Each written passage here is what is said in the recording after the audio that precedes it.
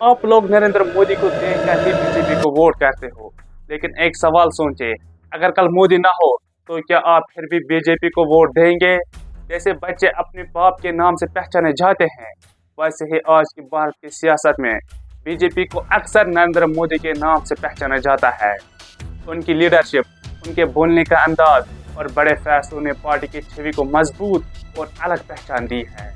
आज बीजेपी का जिक्र होता है तो लोगों के जहन पर सबसे पहला मोदी का चेहरा और उनका नेतृत्व उभर आता है। इसी तरह जैसे परिवार की पहचान अक्सर उसके सरपरस्त से होती है, वैसे ही बीजेपी की पहचान भी काफी हद तक मोदी की शख्सियत के साथ नजर आता है। क्या आपको पता है मोदी के बाद बीजेपी का नया पीएम कौन बनेगा? एक सर्वे आया है और उसने पार्टी के अंदर की पॉलिटिक्स बिल्कुल हिला कर रख दी है। कुछ लोग कह रहे हैं 25% लोग अमित शाह को नया पीएम देखना चाहते हैं, 19% लोग योगी आदित्यनाथ का नाम ले रहे हैं और 13% लोग नितिन गडकरी को नया पीएम देखना चाहते हैं। लेकिन सबसे इंटरेस्टिंग बात क्या है, बाकी लोगों का नाम का बीजेपी ने अभी तक ऑफिशियली अनाउंस नहीं किया है। तो सवाल ये है कि पार्टी के अंदर की पावर स्ट्रगल शुरू हो चुकी है। आने वाले टाइम में कौन सबसे आगे निकलेगा? जिस तरह नरेंद्र मोदी ने बीजेपी को एक अलग और मजबूत पहचान दी है कि उनके बाद भी पार्टी में कोई ऐसा लीडर है जो उसके लेवल तक पहुंच सकता है। ये समझते हैं हुआ क्या है। 2024 में मोदी तीसरी बार पीएम बने। अब बीजेपी की प्लानिंग सिर्फ आज के लिए नहीं बल्कि 2029 और 47 तक की लॉन्ग टर्म विजन पर चल रहा है। लेकिन पार्टी के अंदर से साइलेंट सवाल घूम रहा है, मोदी के बाद कौन? क्या कोई ऐसा चेहरा जो देश भर में वैसी ही पहचान और भरोसा बना सके जैसे मोदी ने बनाया है? क्या बीजेपी को अपनी पहचान नए तरीके से डिफाइन करनी होगी? यही वो सवाल है जो आने वाले सालों की सियासत तय करेगी। सर्वेज आ चुके हैं, सिग्नल भी मिल रहा है, खासकर आरएसएस की तरफ से। स्टेट इलेक्शन का रिजल्ट भी सामने है और जब इन सब को जोड़कर देखो तो भारत जनता पार्टी का अंदर एक स्ट्रॉन्ग और कॉम्प्लेक्स पिक्चर नजर आती है। अब बड़ा सवाल, अमित शाह वर्सेस योगी वर्सेस नितिन गडकरी, इनमें से कौन हो सकता है बीजेपी का नेक्स्ट पीएम? क्या सर्वे सिर्फ नंबर्स है या पार्टी की फ्यूचर स्ट्रेटेजी का सिग्नल? चलिए इस वीडियो को एंड तक रियलिटी और डीप रिसर्च के साथ जानते हैं असली ग्राउंड पर क्या चल रहा है और 2029 की सियासत का डायरेक्शन क्या हो सकता है। अगर आपने अभी तक हमारे चैनल को सब्सक्राइब नहीं किया है तो जल्दी कर लो। यहाँ आपको पूरी दुनिया के पॉलिटिक्स का क्लियर, शॉर्ट और इजी एक्सप्लेनेशन मिलता है, बिना बोरिंग लेक्चर्स के, सीधी और सिंपल लैंग्वेज में। अगर आप चाहते हो कि कॉम्प्लेक्स पॉलिटिकल टॉपिक्स को आसान तरीके से समझो तो चैनल को सब्सक्राइब करो और बेल आइकन को जरूर दबाना। तो चलिए पहले बात करते हैं अमित शाह की।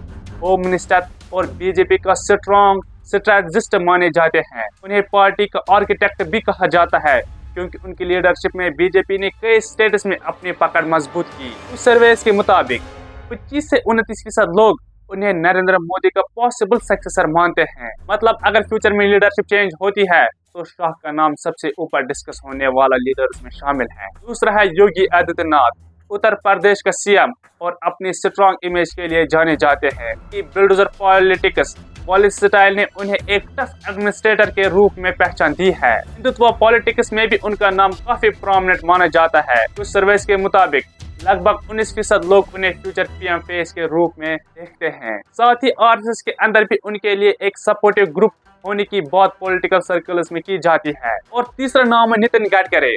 उन्हें एक एक्सपीरियंस्ड डेवलपमेंट फोकस लीडर के रूप में देखा जाता है।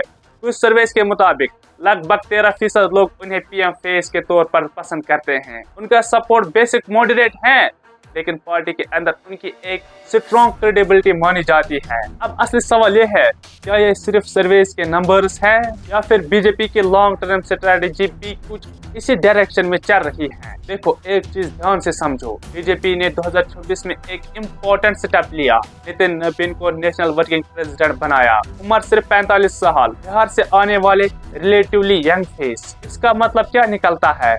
पार्टी एक साथ दो स्ट्रेटेजी चला रही है। एक तरफ सीनियर लीडर्स को स्ट्रॉन्ग पोजीशन पर रखो और दूसरी तरफ नए यंग चेहरों को आगे लाओ, यानी बीजेपी फ्यूचर प्लानिंग मोड में है। लेकिन यहाँ पर एक टेंशन भी शुरू होती है। जब वेटरन्स और यंग लीडर्स दोनों को बैलेंस करना हो तो पावर इक्वेशन और इंटरनल कंपटीशन नेचुरली बढ़ता है। लेकिन यहाँ एक टेंशन भी नजर आती है। अमित शाह के पोस्ट स्ट्रॉन्ग ऑर्गेनाइजेशन कंट्रोल माना जाता है। पार्टी स्ट्रक्चर और स्ट्रेटेजी पर उनकी पकड़ मजबूत है। लेकिन पॉलिटिकल सर्कल्स में कभी कभी ये भी कहा जाता है कि आरएसएस के साथ उनका इक्वेशन हर मुद्दे पर परफेक्ट अलाइन नहीं होता। दूसरी तरफ योगी आदित्यनाथ को आरएसएस की करीबी और आइडियोलॉजी तौर पर स्ट्रॉन्ग लीडर के रूप में देखा जाता है। लेकिन बड़ा सवाल ये है उनका स्टाइल पूरे भारत के वोटर्स को इक्वली एक्सेप्ट होगा। और फिर आते हैं कुछ और strong state leaders, Himanta Biswa Sarma, Devendra Fernandes और शिवराज सिंह चौहान। ये सब अपने स्टेट्स में पावरफुल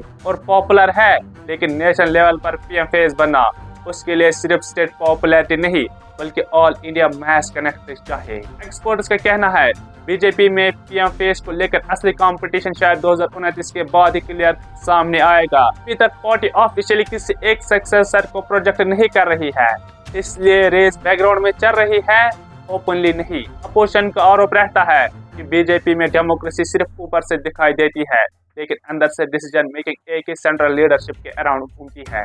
उनका कहना है कि पार्टी के चेहरा इतना डोमिनेट है कि बाकी लीडर्स को उतनी स्पेस नहीं मिलती। वहीं बीजेपी और सरकारी नेताओं का जवाब होता है कि पार्टी में कैपेबल लीडर्स है और वक्त आने पर कलेक्टिवली डिसीजन लिया जाएगा। अगर आरएसएस और बीजेपी के बीच पीएम फेस को लेकर फाइट होती है तो 2029 इलेक्शन में बीजेपी को इसका नुकसान हो सकता है। रीजन सिंपल है, वोटर्स को क्लियर लीडर चाहिए होता है। अगर पार्टी के अंदर कंफ्यूजन दिखेगी तो अपोजिशन इसे पावर स्ट्रगल बोलकर शो बना सकती है। लेकिन पूरे भारत के कॉलेजेस और यूनिवर्सिटीज में पढ़ने वाले युवाओं के लिए इसका मतलब क्या है? उनके लिए सिर्फ नेता का नाम नहीं होता बल्कि अगले 10 सालों का डायरेक्शन का सवाल है। कौन सी एजुकेशन जॉब पॉलिसी बनेगी, रिजर्वेशन पर क्या स्टैंड होगा, इकोनॉमी किस तरफ जाएगी, जॉब्स बढ़ेंगी या कंपटीशन टफ होगा, सोशल इशू पर टेंशन कम होगा या और ज्यादा बढ़ेगा।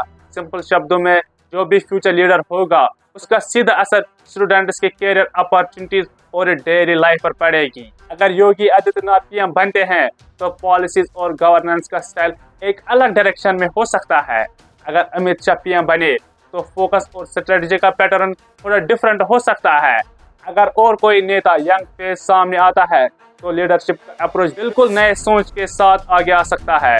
मतलब सिंपल है, लीडर्स बदलते हैं तो डायरेक्शन मेकिंग का स्टाइल और देश की पॉलिटिकल डायरेक्शन भी बदल सकती है। मोदी एक इरा है और हिस्ट्री बताती है जब एक इरा खत्म होता है तो सिर्फ लीडर नहीं बदलते, पूरी पॉलिटिक्स बदलती है।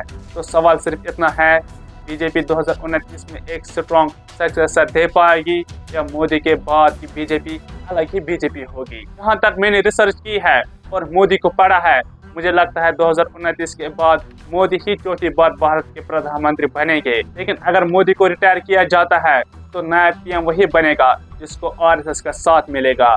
अभी तक लगता है योगी ही नए पीएम कैंडिडेट होंगे, लेकिन क्या पता आरएसएस को कल अमित शाह भी पसंद आ सकते हैं। लेकिन पीएम वही बनेगा जिसको आरएसएस अप्रूवल देगी। अगर तुम जानना चाहते हो आरएसएस और बीजेपी के बीच का असली पावर गेम क्या है तो नेक्स्ट वीडियो जरूर देखें।